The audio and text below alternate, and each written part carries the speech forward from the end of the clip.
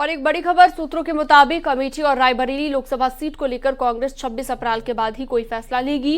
दरअसल 26 अप्रैल को दूसरे फेज में केरल के वायनाड में इलेक्शन है और इस सीट से राहुल गांधी लोकसभा चुनाव लड़ रहे हैं। वायनाड में वोटिंग के बाद 5वें चरण के लिए अमेठी और रायबरेली सीट के लिए 27 अप्रैल को नामांकन शुरू होंगे। कांग्रेस पार्टी चाहती है कि अमेठी रायबरेली पर फैसले का कोई प्रभाव वायनाड में न पड़े, इसलिए अगर राहुल गांधी अमेठी से लड़ते हैं तो भी कोई दिक्कत नहीं होगी। कांग्रेस के उच्च सूत्रों के मुताबिक अमेठी और रायबरेली को लेकर कांग्रेस पार्टी 26 अप्रैल के बाद ही कोई फैसला लेगी। इसके बाद ही आधिकारिक ऐलान संभव है। अमेठी से रॉबर्ट वाड्रा की सियासी एंट्री की भी कई दिनों से खबरें हैं। सूत्रों के मुताबिक रॉबर्ट वाड्रा को कांग्रेस चुनाव नहीं लड़ाएगी। राहुल और प्रियंका गांधी अमेठी और रायबरेली को लेकर लगातार मंथन कर रहे हैं। सोर्सेज के मुताबिक चुनाव की तैयारियों को जारी रखने के लिए कहा गया है। शिवम प्रताप इस खबर पर ज्यादा जानकारी के लिए हमारे साथ जुड़ गए हैं। शिवम, कई तरह की चर्चाएं हैं। कहा जा रहा है अब कि 26 अप्रैल के बाद ही ये क्लियर होगा कि रायबरेली और अमेठी में कौन कांग्रेस से चुनाव लड़ेगा। क्या इसके पीछे वजह है, क्या इसके सियासी मायने हैं?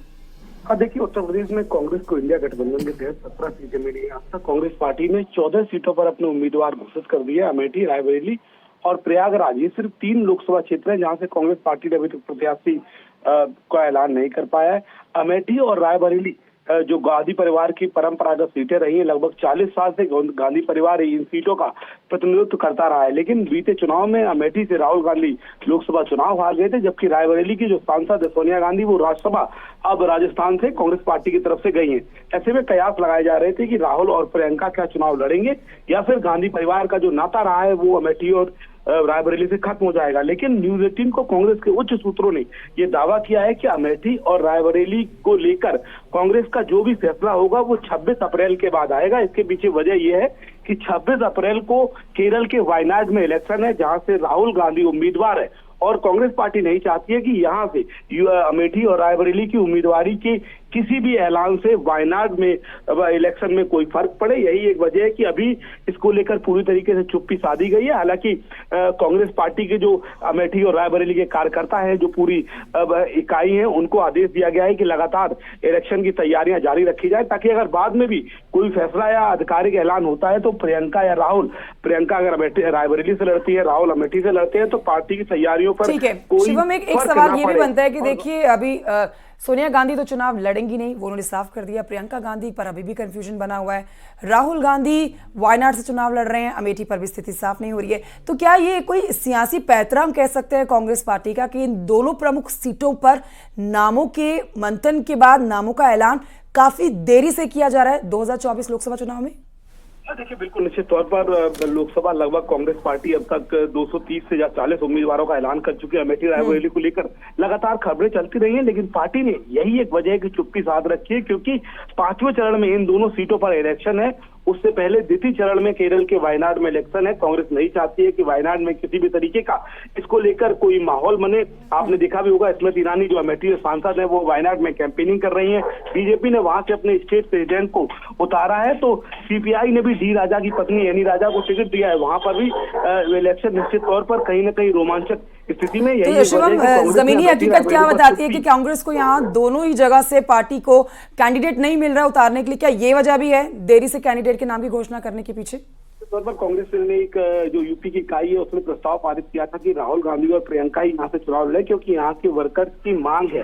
कांग्रेस पार्टी अगर निश्चित तौर पर राहुल गांधी प्रियंका नहीं लड़ते हैं तो कांग्रेस के पास प्रत्याशियों की लंबी लिस्ट है। पार्टी ने वहां पर मंथन कर लिया है, तैयारियां भी हो गई है। सूत्र ये दावा कर रहे हैं कि 26 अप्रैल के बाद ऐलान हो जाएगा। और दूसरी बड़ी बात, जैसे रॉबर्ट वाड्रा ने दावेदारी ठोकी थी बीते दिनों की वो चाहते हैं चुनाव लड़े, कांग्रेस के सूत्र न्यूज 18 को ये भी बता रहे हैं कि रॉबर्ट वाड्रा के नाम पर विचार भी नहीं किया जाएगा, क्योंकि स्क्रीनिंग कमेटी में जो यूपी की इकाई है उसने उनका नाम ही नहीं भेजा था। ऐसे में रॉबर्ट वाड्रा को लेकर अड़चने नहीं है, लेकिन 26 अप्रैल के बाद स्थिति साफ होगी कि अमेठी रायबरेली से गांधी परिवार थोड़ा सा इंतजार और करना होगा, क्योंकि ये 2 कांग्रेस पार्टी की प्रमुख सीटें आप कहिए जहां पर गढ़ कांग्रेस पार्टी का बताया जाता है। इस बार नामों का भी अब तक ऐलान नहीं किया गया, जबकि पहले चरण का मतदान शुरू होने वाला है। शिवम, शुक्रिया आपका जानकारी के लिए।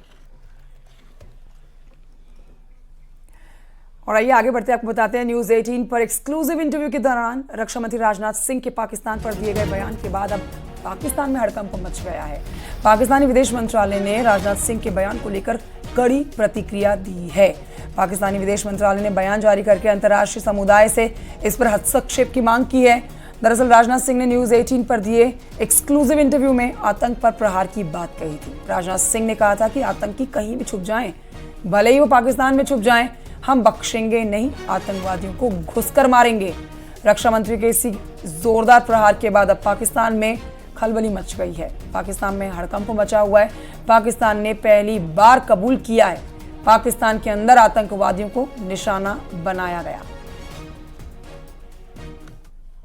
अभी कल ही जो है गार्डियन, फॉरेन पब्लिकेशन है गार्डियन, उसमें एक आर्टिकल आया है। उसमें कहा है, उस आर्टिकल ने कहा है कि जो है भारत ने पाकिस्तान की धरती में 20 लोगों को, 20 इंडिविजुअल्स को, टेररिस्ट को जो है पिछले कुछ सालों में मारा है, उन्हीं की धरती में जाके मारा है।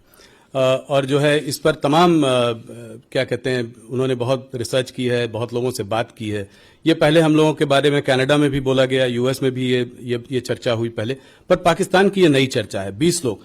तो इसको आप कैसे देखते हैं कि ये क्या, उस आर्टिकल में ये भी कहा है कि जो है भारत जो है केजीबी और मुसाद से जो है काफी इन्फ्लुएंस्ड है, तो उनकी भी जो इंटेलिजेंस एजेंसी है, रॉ वगैरह, इस तरीके का काम कर रही है। कोई स्लीपर सेल है यूएई में, उसने जो है इसमें उसका रोल रहा है। और 20 लोगों को, मतलब एक आध लोग नहीं, 20 टेररिस्ट को जो है हमने कुछ सालों में मारा है। 20 टेररिस्ट को मारा है? हाँ जी, मतलब टेररिस्ट कह लीजिए, लोगों कह लीजिए, पर वहां उनकी धरती में मारा है।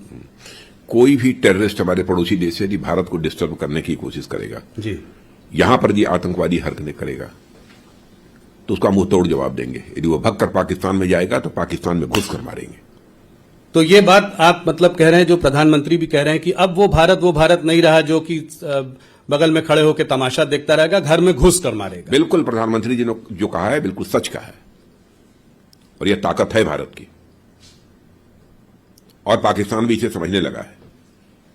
वैसे भारत बराबर अपने पड़ोसी देशों के साथ अच्छे रिश्ते बनाकर रखना चाहता है, चाहे कोई भी हमारा पड़ोसी देश है। और आज देखा होगा आपने, पास्ट हिस्ट्री उठाकर देखिए कि आज तक न तो हमने दुनिया के किसी देश पर कभी आक्रमण किया है, अथवा आक्रमण की कोई पहल की हो, कभी नहीं किया। और न तो दुनिया के किसी देश की 1 इंच जमीन पर हम लोगों ने कभी कब्जा करने की कोशिश की है। यह भारत का चरित्र रहा है जी। लेकिन भारत को बार बार कोई आंख दिखाएगा, भारत में आकर आतंकवादी गतिविधियों को बढ़ावा कर देने की कोशिश करेगा, तो उसकी खैर नहीं है।